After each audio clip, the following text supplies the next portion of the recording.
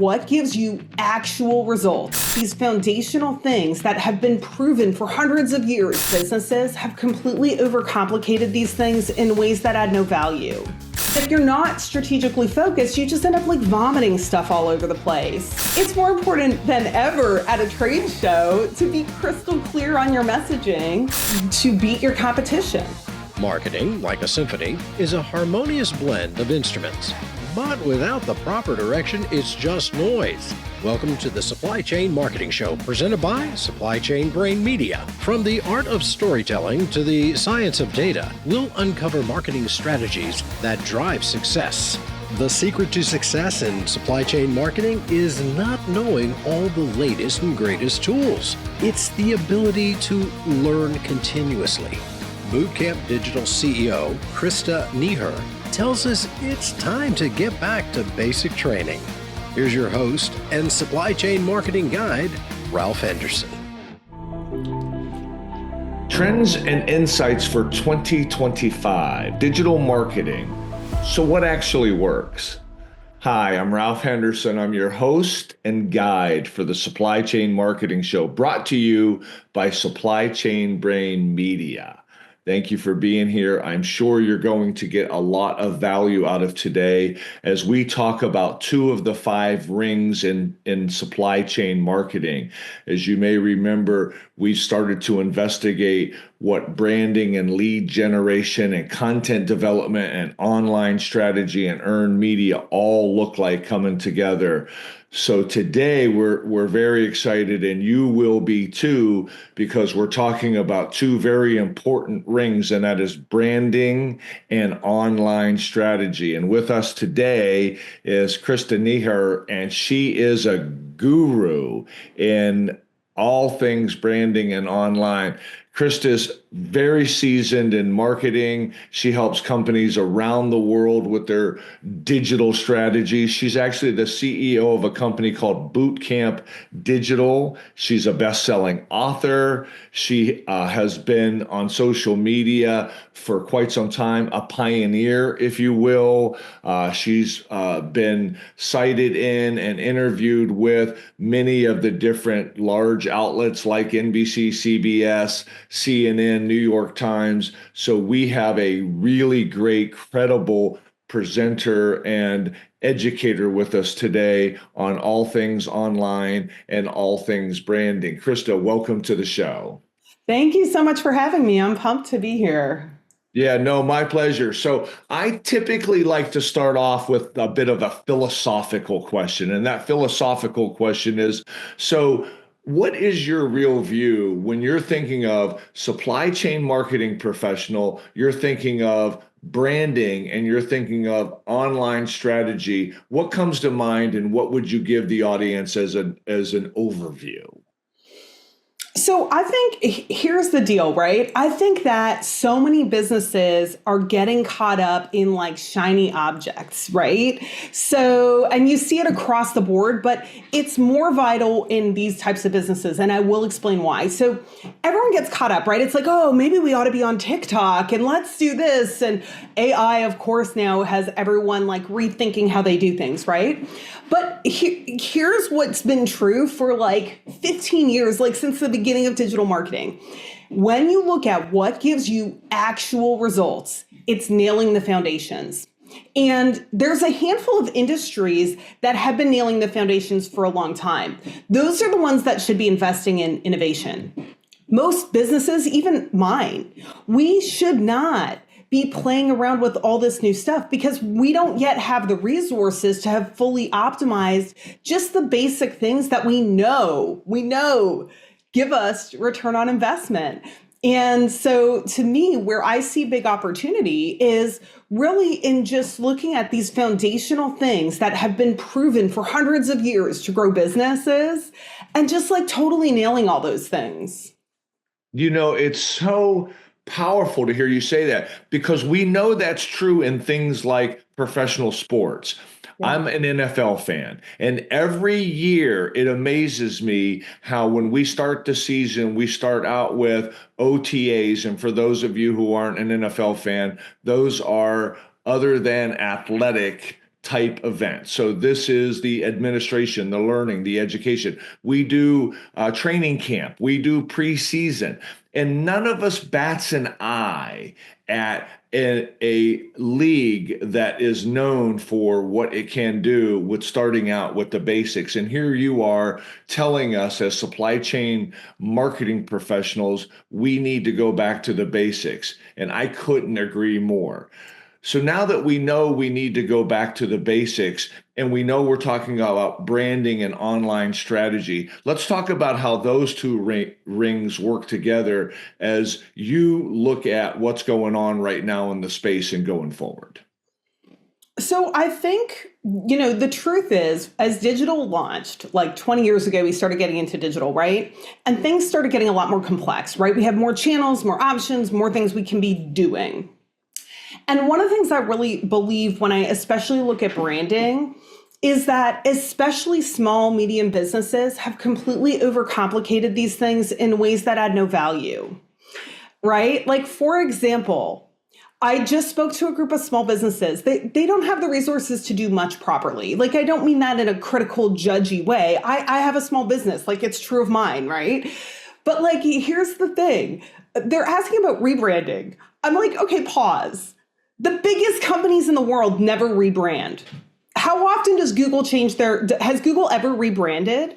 No, they make little tiny changes to their logo to like modernize it. That's about it. Because they spend all this money to get you to recognize them and know who they are. Yet like small and medium businesses are like, no, we need a new logo. Let's change our color scheme. I'm like, what is this nonsense? But the same is true across the board, right? Look at Message Track. I started my career working on Tide laundry detergent. Biggest brand in the world, one of the most successful global brands ever. And Tide has been known for the same single thing since its inception. Best cleaning laundry detergent. It's not the cheapest. It cleans better than anything. And if you look at that message of best cleaning, there's different ways it's articulated. It's best whitening. You see these commercials, it removes grass stains. But it's all cleaning. It's all one message and different ways to articulate it. So it's like strategic discipline and focus. And they spend millions of dollars. So pause for a second and think. They have spent millions of dollars over 100 years on one message. And they're one of the biggest brands in the world. How much are you spending on marketing? And you think you're going to send 6 different messages to people every single year. No, they need to know this, and let's post that, right? We have no focus. And so I think especially in these kind of industries, the more focus you can get, and this is just the basics of what we know about marketing, but it's just so easy to be distracted. And especially if you report to other people, they think more is better, makes everyone feel good, but it's not what gets results. And I think the more we can bring like focus and discipline into the way we do marketing, the more we'll all see better results, especially in these kind of businesses where you don't have massive resources and you really do need to stand out if you want to grow your business. Yeah, I agree. And again, you go back to what I call heat the ocean versus spearing the fish, right? I mean, we look at companies like Tide and others who have done a great job of spearing the fish. And these are larger companies, very, very well-known brands. And as smaller companies and somewhat unknown brands, we think we're going to do something these folks have never done or even wanted to do. So I like that. So as the CEO of Bootcamp Digital, you do some great training. I've been to your sessions. I have seen the education you give these folks. What would you say are the top 1 or 2 things that if they would just address these things, or maybe it's the biggest pain they might have in marketing as it relates to what they're trying to do, especially these supply chain marketing folks? Yeah. What would those pains be that you see people coming to you with for your training? So the number one thing, and most people actually don't believe this is a problem until they really see the picture properly is being more strategic, right? And strategy, it's a word that's like thrown around constantly, right? Be strategic. Oh, this is our strategic marketing plan. Everything is like strategic. Like, what does that mean, right? So to be honest, I've been training businesses for many years. I've been in marketing for longer. And I was like thinking about this. This was like 10 years ago. I'm like, what does it like literally mean though? What's like the essence of strategy? Like, what are we trying to do? What's the framework? So I spent a ton of time and energy like researching it, right? And really, if you look at the essence, we use a specific model to define strategy. There's a whole bunch of them. They're basically the same. Everyone just renames stuff to feel good about themselves. But the truth is, what it comes down to is focus and discipline, right? So what that means is, and the focus is what almost every business in this space, I would argue, is likely missing. Focus means that you know exactly what you're doing and why, and you have clarity around exactly what you're trying to achieve. So for example, if you have, let's say, a social media channel, could be Facebook, LinkedIn, Instagram, right? What is it? If I spent 5 minutes on your page, that's a lot of time, but if I spent 5 minutes on your account, what would I come away thinking differently about your business? Right? So I should be able to go to your account. Like, this is really high level. Forget all the optimization crap about social. If you just think about it, like from a strategic standpoint, if I go to your website, I spend 3 minutes there. What did I come away with about what's your value proposition? How did that create desire? What was the main idea I got at the end of it? If I look at your social accounts, what do I come away with? Most of the time, it's just random stuff that's going on. Oh, look, we're at a trade show. See our booth. Oh, look, this is happening in our product. It's all random. And the problem is that it lacks any strategic focus. So it's not moving the needle for you, really. Even if you're getting views, they're not all building something towards anything. So I think, to me, the biggest thing is that when I ask businesses that I work with for their strategic plan, almost none of them have it. And even if they've tried to document it, it's just like random stuff, right? It's like, let's try and grow traffic. We're going to reach more people.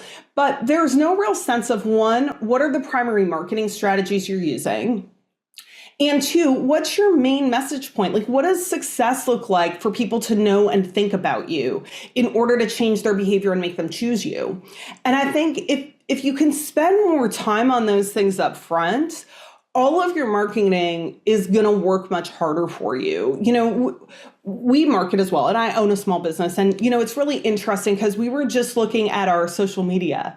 And one of the things I always feel like there's something missing, right? And I can kind of put my finger on it. I struggle to fix it, whatever. We can't do everything perfectly all the time. It's the reality. So I was like, man, what the challenge is that we're not close enough to defining our strategy well. So what happens is, let's say we're like, oh, well, okay, we're going to do 3 posts promoting our digital marketing certification this month. And then the person who's in charge of that just like comes up with ideas of what she thinks might get someone to buy. This is like no way to sell a product, right? What is it that makes this different? And she shouldn't be thinking of one thing. The email person thinks of another. The website says another, right?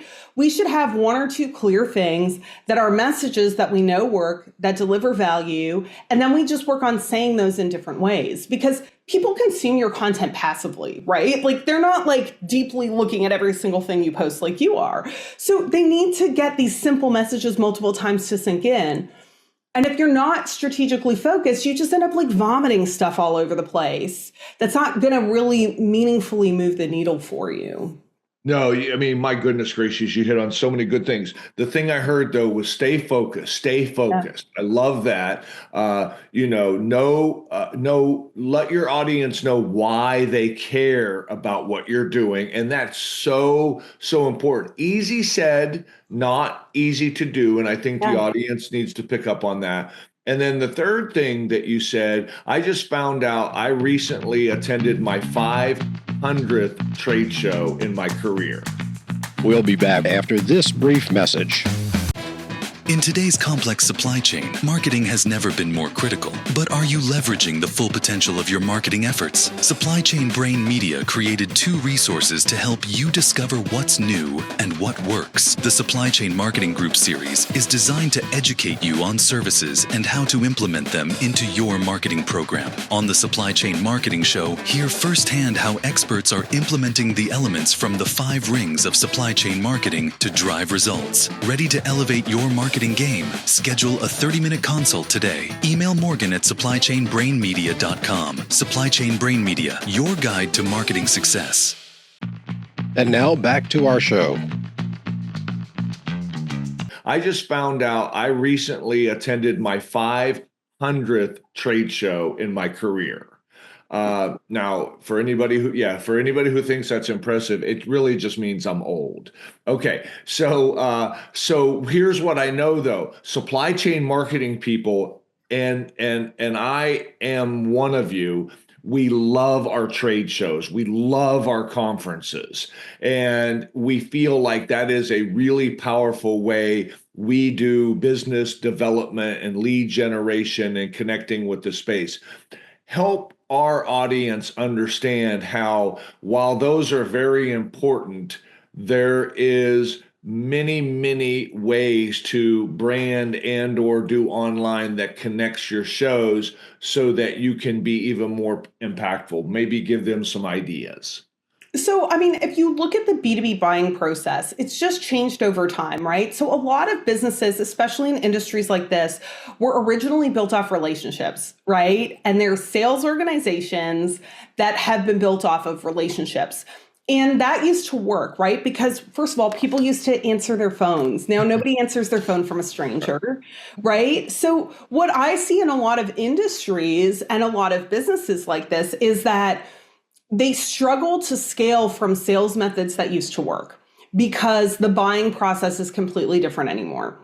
People are not open. People don't want to be sold to, first of all. They believe they make better, more informed decisions. If you look at the data, it shows B2B buyers are much further down their decision pathway before they even want to speak to a salesperson. So think about the impacts that these kind of trends have on the way you need to prioritize your channels. Even if you're meeting someone at a trade show, if they were seriously considering you as an option going in, like if you're going to transact at the trade show, they would need to be considering you beforehand, right? They don't just go there and be like, oh yeah, let's go, done, right? They're doing their homework first. The thing is, where are they doing that homework? It's 100% online. And studies show more and more that, and it sucks for salespeople to some degree, but like people are less interested in sales reps because they feel like they create pressure. They have a clear bias in how they're sharing information, and people would rather do their own research. They think they do a better job doing their own research. So, and that's probably true, right? So this is all happening in the background. So what you need to think about is the before, during, and after, and how your online presence plays a role if you're at a trade show, because people are definitely, if they're going to go in there and consider you, they're looking you up before. If they are considering you after the trade show, how are they going to share that with whoever's on the decision-making committee? They're going to send a link to your website, most likely.